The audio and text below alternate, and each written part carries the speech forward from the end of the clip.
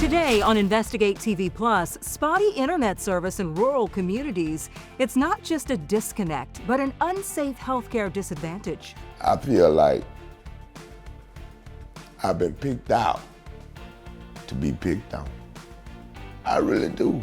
Patients say they feel forgotten and hospitals are left to handle a lack of broadband as they fight to stay open.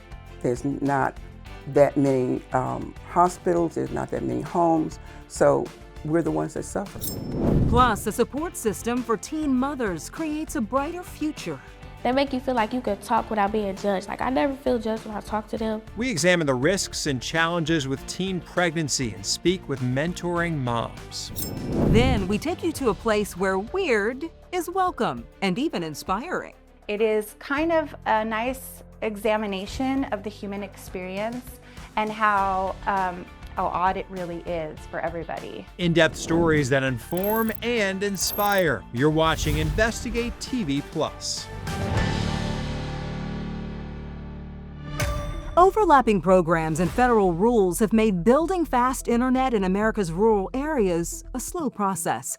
I'm Tisha Powell. And I'm Lee Zurich. As Congress battles over how to expand broadband access, millions of Americans living in these rural communities continue to face everyday challenges. Right now, 15 different agencies administer more than 133 broadband funding programs.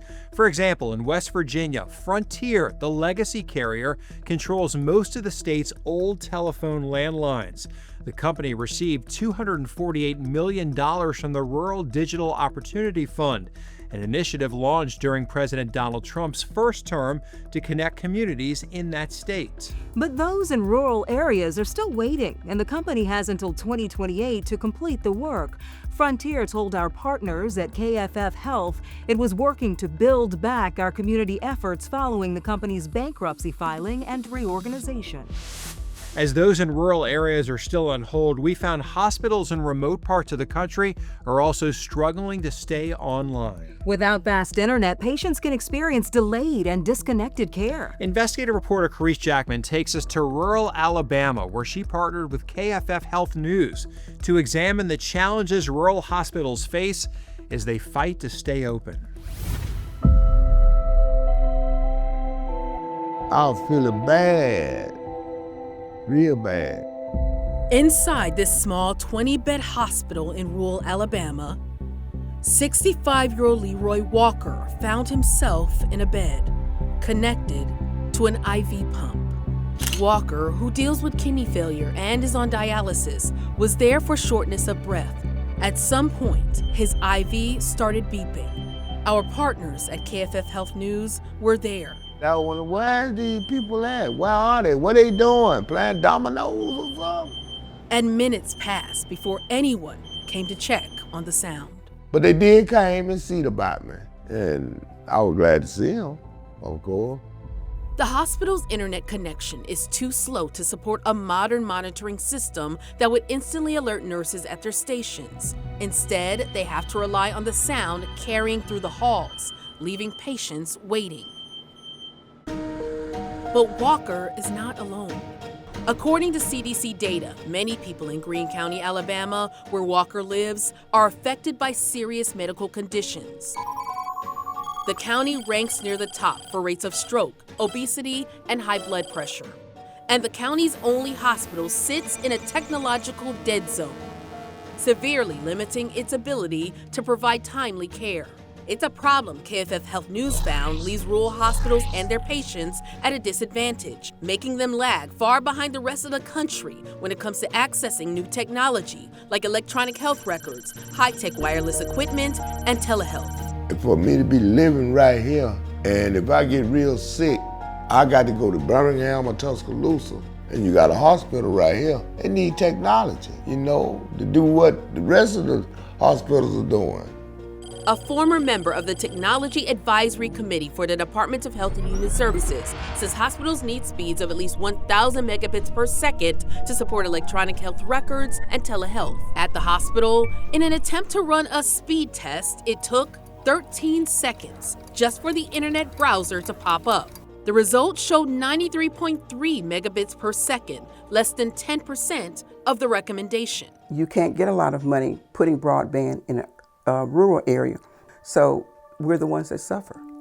Marcia Pugh, CEO of the Greene County Health System. For years, Pugh says the hospital has waited for grants and federal funding to bring reliable high-speed internet to the hospital, a hospital where nurses are still forced to use paper charts due to the sluggish system. Well, it's frustrating because you end up doing part of it in the computer, part of it on the paper chart, and you're juggling back and forth between the two. Greene is one of more than 200 counties with some of the worst access to reliable internet and healthcare provider shortages. Of those counties, 123 do not even have a hospital, a KFF analysis found. Something has to make an impact on these lawmakers, on people in D.C. The 2021 Infrastructure and Jobs Act allocated $42 billion to states so they can expand broadband access. But sources tell KFF Health News that only a small percentage of the money has been spent just on the planning work. Nothing has been spent on deployment and construction. In a March Energy and Commerce Subcommittee hearing, Republicans argued that the Biden administration's broadband rollout has taken way too long. It's been over 3 years since the IIJA became law, and we're still waiting for the first home to be connected using these funds. Democrats push back, saying the 4-year plan needs to run its course and that states have already taken important measures to bring broadband to rural communities. These changes will drive up costs for consumers while driving down the quality of service. While Congress goes back and forth over how to improve broadband access, rural hospitals continue to wait, putting lives like Walker's on the line. But I don't let that stop me. I said, well, Lord, here I go. Finna go get these needles. As he waits for change. I'm gonna try to live and let live. God is on my side. I already know this. I ain't no doubt about that now. Beyond broadband, Walker says there's no kidney specialist in Utah, underscoring the broader shortage of medical professionals in rural America. The Greene County Hospital is waiting for companies who received American Rescue Plan money to build broadband out to it. The state deadline for construction completion is February 2026. Still ahead, for years, fad diets helped her lose weight, but she couldn't keep it off until now. I was just tired of not feeling good. We share her success story and expert advice on maintaining weight loss. Plus, some teen moms don't have anywhere to turn. I can't tell you what it feels like to know you're about to be responsible for another life when you don't even care about your own life. We explore one woman's mission supporting young moms in her community. You can watch Investigate TV Plus anytime streaming online. Get the app for Roku, Amazon Fire TV, and Apple TV. They're free to download.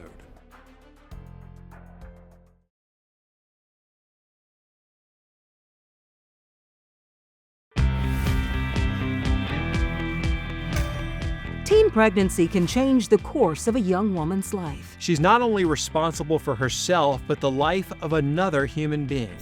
According to the CDC's most recent data, in 2022, more than 143,000 teens between the ages of 15 and 19 gave birth. Experts say these pregnancies can carry more health risks for the mother and baby, and parents often face economic and social costs. Support groups aim to be a safe space for teen moms to ask questions and seek guidance. A nonprofit in St. Louis, Missouri is one of many we found across the country. Reporter Caroline Hecker takes us to Community of Hope.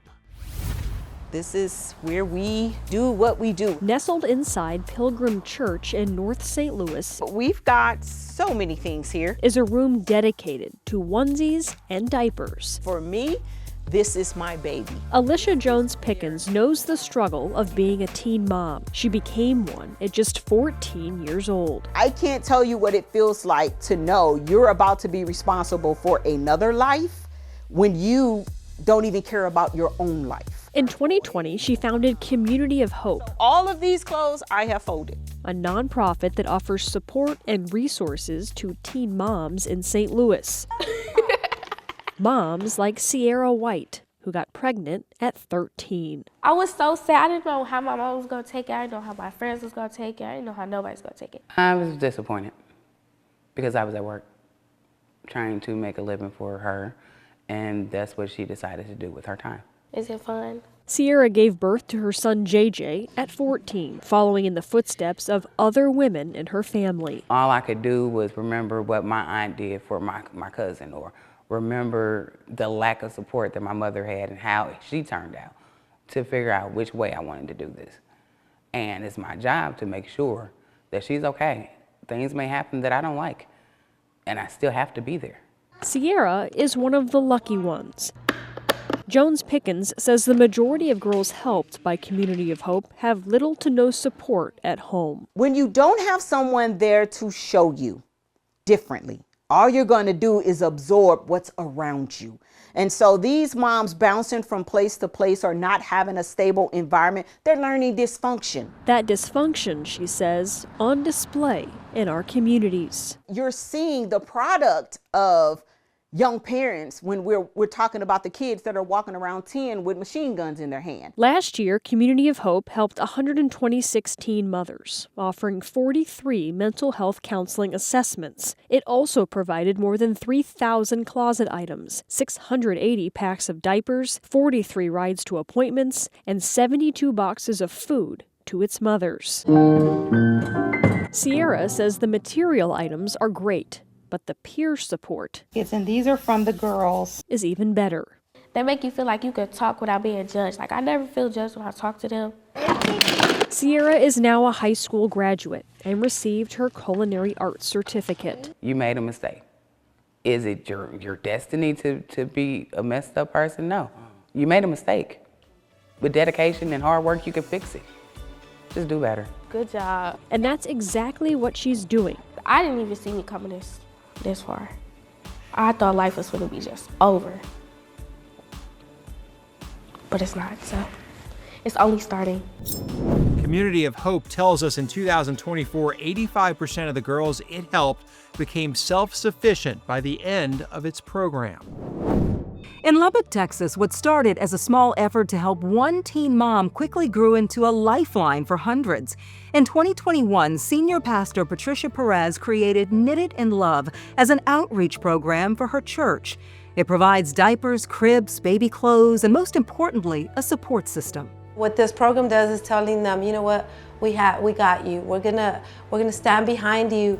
You know, like they say, it takes a village. Well, we want to be that village. Aramis Manriquez was 19 when she found out she was pregnant. She turned to Knitted in Love, not sure what to expect. Now at 22, she says it changed her life. It's gonna be hard, but eventually you'll get through it, just like any parent would. Still ahead, we check out a place that's proudly peculiar. So we like to tell everybody it is an odd history museum. And reveal the inspiration behind the curious collection. Plus, a path to a healthier life may come with roadblocks. I literally was just intimidated. I'd go in a gym and had no idea. I mean, there'd be tons of machines and I didn't know what to do. But staying motivated to maneuver challenges is where you can find success. I literally did it outside with no weights. I used my body weight, and you can do it. We share the inspiration behind one woman's dedication. Our in-depth coverage continues. You can get connected to Investigate TV Plus on all social media platforms.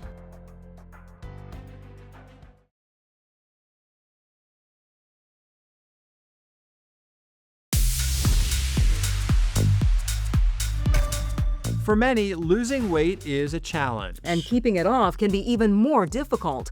According to Johns Hopkins Medicine, most people who lose a large amount of weight regain it 2 to 3 years later. A South Carolina woman who tried all sorts of diets says she didn't have success keeping off the weight until she made some permanent changes to her lifestyle. Reporter Carrie Beal shows us how a little change in habits and a lot of determination can result in meeting long-term goals. Every Sunday, Leah Lewis is chopping and cooking away. I realized that I needed to be really cautious with what I was eating because before I just would eat whatever was in the fridge. She is meal prepping her dinners and snacks for the week. I boil eggs for the week, so I went ahead and boiled 6 eggs. It's how she stays on track, even during busy times. They say if you see it, you'll eat it. So if I see healthy food, I'm gonna choose that over potato chips and stuff like that when I'm in a hurry. It takes about 2 hours, which she knows may sound like a lot for some. You can shorten it. It doesn't have to take 2 hours. Next, she writes down her workouts. Like upper one day and lower the other day. And she plugs both her meals and exercises in an app. I mean, I know they say 90 days is really, can be a habit, but if you do this pretty regularly, it's really easy. She says changing her lifestyle habits has made a huge difference. I had been overweight since I was a kid, probably about 8 or 9 years old. She tried several diets, but nothing worked. I was just tired of not feeling good. I mean, I didn't feel good. I was really unhappy. And she always faced another dilemma. I literally was just intimidated. I'd go in a gym and had no idea. I mean, there could be tons of machines and I didn't know what to do. And then you feel like people are looking at you and staring at you, and they're not. But that's just kind of what I thought. But at the age of 39, she was determined to make a change. She started working with a trainer. We trained outside like 3 to 4 days a week, went to the Swamp Rabbit Trail, rode bikes, wore 35, 45-pound weight vests. And at the beginning, she wanted to quit. I couldn't even get through a workout. I mean, I was like totally out of breath. I was lightheaded and dizzy. It took me probably a month to be able to physically get through an hour workout with him. But after a year of persistence, those steps paid off. So this time I've lost the weight. I've kept it off about 4 or 5 years. In total, she lost about 100 pounds. I still have moments. Key is always keeping these elbows closer to the side so you don't injure your shoulder. She says it's important to have someone who holds you accountable and don't make excuses. When people say I don't have a gym, I don't have workout equipment at home, I can't do it, yes you can. Because I literally did it outside with no weights. I used my body weight, and you can do it. Leah Lewis now works at the gym where she was training. She hopes to help others get on the right track as well. Now, I spoke with a therapist about the psychology of trying to lose weight. I think the bigger diets are sometimes more attractive because you get quick results, but it's just not usually maintainable for just everyday lifestyle. Borum says it's better to make small changes that you know you can stick with. In addition to eating habits and physical activity, the CDC says sleep can also impact weight loss. It recommends at least 7 hours daily for adults. Reporting in Greenville, South Carolina, I'm Carrie Beal. Still ahead, we visit a museum where all things odd are in. We like to go over the history of vampires, circus sideshow folklore, spirit boards, Victorian death and mourning practices. And reveal some of the history behind the mystery. You can watch Investigate TV Plus anytime online. Just subscribe to our YouTube channel at Investigate TV. You can catch stories and full episodes.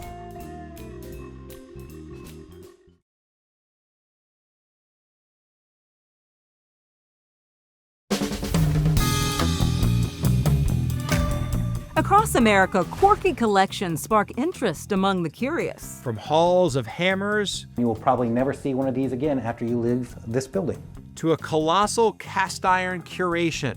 If you started today, you couldn't collect this stuff all your life. You'll find dedicated collectors of all kinds sharing their eclectic accumulations with the world. Do you have any collections? Not really. Like, I collected like sports cards back when I was a kid, but nothing crazy. I have a large collection of dresses. Yes, you do. Small collection of turtles. Turtles. Around the world, Turtles. little turtle figurines. I always pick up a turtle. Get this, this is season 3. Have you ever worn a dress twice? Yes, How many? How many? I don't know exactly. Not Maybe many. about 10. Okay, that's a large collection of dresses, right? Big collection. This is a new one today? Yes. Okay, there you go. I hope you like it. I do. I hope you like it. I do.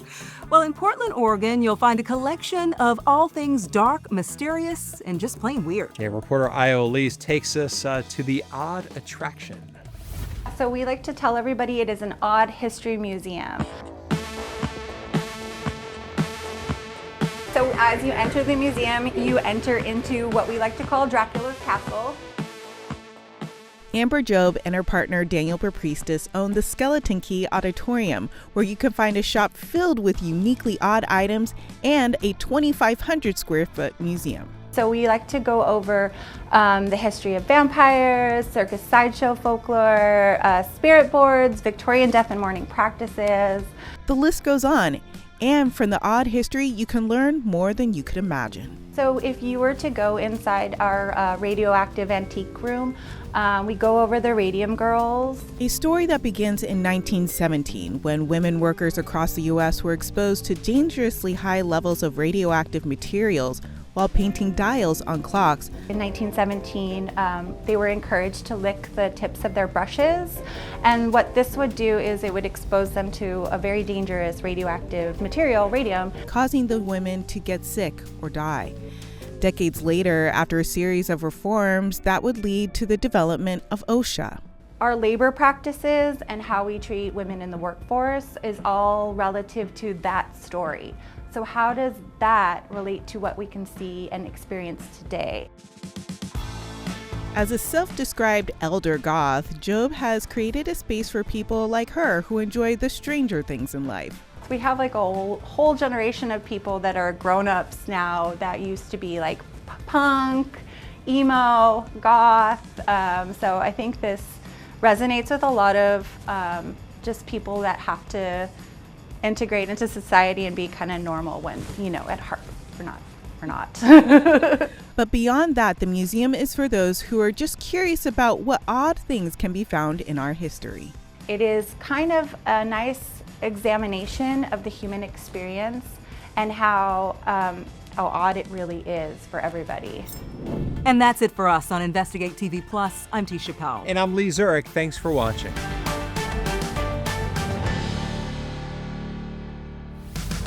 On the next Investigate TV Plus, a young woman's military dream turns into her family's worst nightmare. Nobody signs up to die. That's not what they signed up for. How intense physical demands could put recruits in unexpected danger, and the solutions that could help keep our armed forces healthy.